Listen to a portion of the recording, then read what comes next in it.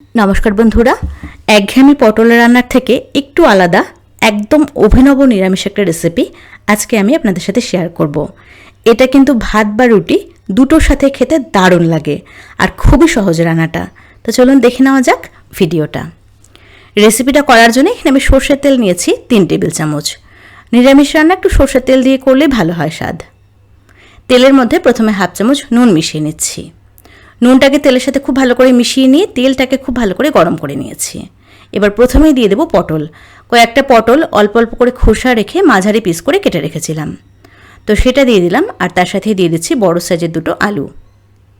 আমি আলু আর পটল একই রকম করে কেটেছি। সবজিটা একই রকম করে কাটলে কিন্তু রান্নাটা দেখতে বেশ সুন্দর লাগে। এবার মিডিয়াম টু হাই হিটে মোটামুটি 7 থেকে 8 মিনিট সময় নিয়ে সবজিটাকে সুন্দর লালচে করে ভেজে নিয়েছি। ভাজতে ভাজতে আলু কিন্তু প্রায় সেদ্ধ হয়ে এসেছে। এইরকমভাবে একটু সময় নিয়ে সুন্দর লালচে করে ভেজে নিতে হবে সবজিটাকে, তাহলে সবজির কাঁচা ভাবটাও চলে যাবে আর খেতেও ভালো লাগবে। সবজি ভাজা হয়ে গেছে, এবার তেল ঝরিয়ে তুলে রাখছি। এই তেলটার মধ্যে ফোড়নের জন্য একটা তেজপাতা ছিঁড়ে দিয়ে দিলাম, একটা শুকনো লঙ্কা আর হাফ চামচ গোটা জিরে দিয়ে দিচ্ছি। ফোড়নটাকে একটু নাড়াচাড়া করে নেব। খুব মিষ্টি একটা সুগন্ধ বেরিয়েছে ফোড়ন থেকে। এবার যাচ্ছে এখানে 1 চামচ আদা কাঁচা লঙ্কা বাটা। 3টে কাঁচা লঙ্কা আর 1 ইঞ্চি মতন আদা বেটে রেখেছিলাম। আদা কাঁচা লঙ্কাটাকে 30 সেকেন্ড তেলের সাথে একটু নাড়াচাড়া করে নিয়েছি, যাতে করে আদার কাঁচা ভাবটা চলে যায়। এবার দিয়ে দেবো টমেটো। মাঝারি সাইজের 2টো টমেটো কেটে রেখেছিলাম, সেটা দিয়ে দিলাম। সামান্য পরিমাণে নুন দিয়ে টমেটোটাকে খুব ভালো করে কষিয়ে নিচ্ছি। যতক্ষণ না টমেটো সুন্দর নরম হয়ে আসছে ততক্ষণ পর্যন্ত ভালো করে কষিয়ে নিতে হবে। নুন দিলে কিন্তু খুবই সহজে টমেটো নরম হয়ে যায়। তো টমেটো এখানে সুন্দর নরম হয়ে গেছে। এবার গ্যাসের আঁচ একদম কমিয়ে কালারের জন্য হাফ চামচ মতন Kashmiri red chilli powder, half চামচ হলুদ, ধনে গুঁড়ো হাফ চামচ আর সামান্য পরিমাণে একটু জিরে গুঁড়ো দিয়ে দিলাম। মশলার পরিমাণ আমি একদম অল্প করেই দিয়েছি। 1 চামচ ভর্তি বেসন দিয়ে দিলাম। এবার মিডিয়াম আঁচে খুব ভালো করে মশলাটাকে কষিয়ে নিতে হবে, তাহলে কিন্তু মশলার কাঁচা ভাবটাও চলে যাবে আর বেসনেরও একটা কাঁচা কাঁচা গন্ধ থাকে, সেটাও চলে যাবে। মিডিয়াম আঁচে মোটামুটি 3-4 মিনিট সময় নিয়ে মশলাটাকে আমি খুব ভালো করে কষিয়ে নিয়েছি। এবার 1 কাপ জল দিয়ে দিলাম। জলটাকে ভালো করে মিশিয়ে নিচ্ছি। ঝোলটা ফুটতে শুরু করেছে। ভেজে রাখা আলু আর পটল দিয়ে দিলাম। মশলার সাথে সবজিটাকে খুব ভালো করে কষিয়ে নিতে হবে। একটু মিডিয়াম আঁচে সময় নিয়ে ভালো করে সবজিটাকে আমি মশলার সাথে কষিয়ে নিচ্ছি। এখানে দেখুন হাফ লিটার দুধের ছানা আছে। আপনারা পনির দিয়ে ওটা করতে পারেন, আমি ছানা দিয়েই করছি। আসলে সকালবেলা দুধ জাল করতে গিয়ে দুধটা ফেটে যায়, তো সেই ছানা দিয়ে আজকে আমি রান্নাটা করে দেখাচ্ছি। ছানা বা পনির দুটোর মধ্যে একটা দিয়ে করলে এটা হবে।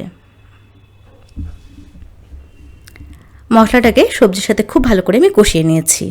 এবার ছানাটাকে দিয়ে দিচ্ছি। আলু, পটল, ছানা সব কিছুকে মশলার সাথে এবার খুব ভালো করে কষিয়ে নেব। মিডিয়াম আছে মোটামুটি 4-5 মিনিট মতন সময় নিয়ে সব কিছুকে খুব ভালো করে কষিয়ে নিচ্ছি। এইরকমভাবে ভালো করে কষিয়ে কষিয়ে রান্না করলে একদম সাধারণ একটা রান্নাও কিন্তু খেতে অসাধারণ লাগে। তো এখানে আমি সব কিছুকে খুব ভালো করে কষিয়ে নিয়েছি। এবার দিয়ে দেবো এখানে গরম জল। এ সময় কিন্তু ঠান্ডা জল ব্যবহার করব না, এ সময় অবশ্যই করে গরম জল দিতে হবে। 1 কাপ জল দিয়েছি। জলটাকে ভালো করে মিশিয়ে নিয়ে 2টো কাঁচা লঙ্কা চিড়ে রেখেছিলাম, সেটা দিয়ে দিলাম। আর যাচ্ছে এখানে স্বাদ অনুযায়ী নুন। টেস্টটাকে ব্যালেন্স করার জন্য হাফ চামচ চিনি। চিনিটাকে অবশ্যই দিতে হবে, যেহেতু নিরামিষ রান্না। একটু মিষ্টি না দিলে ভালো হবে না খেতে। সামান্য পরিমাণে গরম মশলার গুঁড়ো আর একটুখানি ধনেপাতা কুচি ছড়িয়ে দিলাম।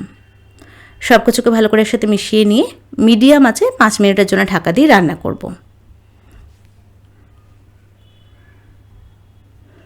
ঢাকনাটাকে 5 মিনিট পরে খুলে নিয়েছি। দেখতেই পাচ্ছেন উপর থেকে কিন্তু সুন্দর তেল ভেসে উঠেছে আর সবজিটা খুবই ভালো করে সেদ্ধ হয়ে গেছে।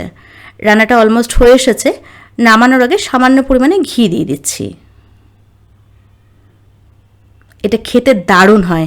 অবশ্যই রেসিপিটা এরকমভাবে তৈরি করে খেয়ে দেখবেন। আমার বিশ্বাস আপনাদের খুবই ভালো লাগবে। আপনারা যারা নিরামিষ রান্না করতে ভালোবাসেন বা নিরামিষ খেতে ভালোবাসেন তারা অবশ্যই রেসিপিটা ট্রাই করবেন। এটা ভাত, রুটি দুটোর সাথেই খেতে দারুণ লাগে।